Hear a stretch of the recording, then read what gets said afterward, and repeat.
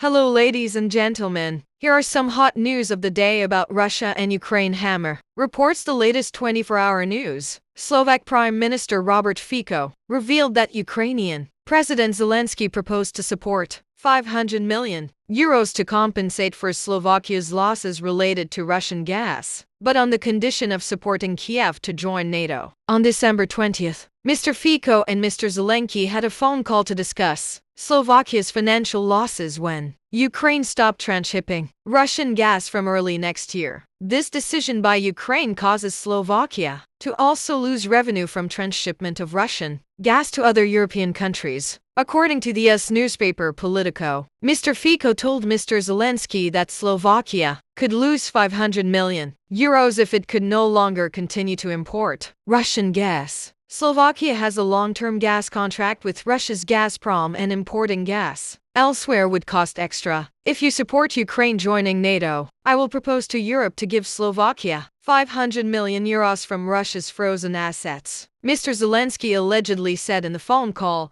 Mr. Fico responded, "Never." Responding to reporters, Mr. Fico said that Mr. Zelensky's proposal was absurd and that Ukraine had in fact caused damage to the economies of European Union (EU) member countries. "We are facing a gas crisis because of Mr. Zelensky," Mr. Fico said. Previously, Mr. Fico said that Mr. Zelensky refused to continue transiting Russian gas. "We have a disagreement on the issue of transporting Russian gas to Ukraine. I asked Mr. Zelensky if he was willing to transport gas other than Russian gas," Mr. Fico said, adding that Mr. Zelensky rejected the possibility of Ukraine continuing to transit gas, including natural gas. "The gas does not originate from Russia," Mr. Zelensky said. The reason was because the profits Russia earned from selling gas would help Russia serve the war, Mr. Fico revealed. According to Ukrainska Pravda newspaper, Ukraine's agreement to transport Russian gas through existing pipelines will officially expire on January 1, 2025.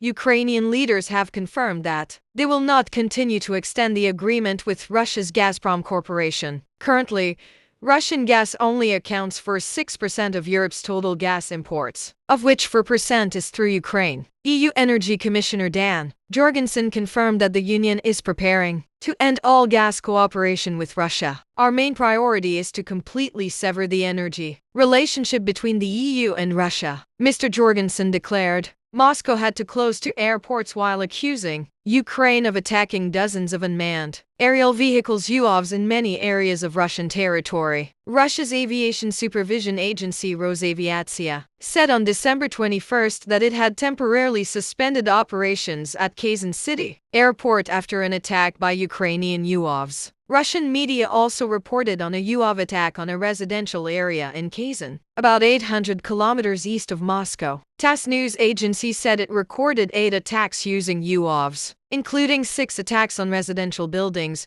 Local authorities said there were no reports of casualties. Russian social networks posted an unconfirmed video showing a flying object crashing into a high-rise building, creating a large fireball in Kazan City. Rosaviatsia said it also imposed temporary restrictions at the airport in Izhevsk, a smaller city northeast of Kazan, according to Reuters. Meanwhile, the Russian Ministry of Defense announced that it shot down 19 UAVs over the Black Sea and 4 Russian regions on the night of December 20th local time. "Last night, we prevented Ukraine's attempts to attack facilities on Russian soil using UAVs," the Russian Ministry of Defense stated. Air Defense Forces destroyed 19 Ukrainian UAVs, including 9 above Belgorod region, 5 in the Voronezh region, 3 in the Black Sea, 1 in the Kursk region, and 1 in the Krasnodar region. On the morning of December 21st local time, many unmanned aerial vehicles UAVs attacked several apartment buildings in Kazan City, Republic of Tatarstan, Russia.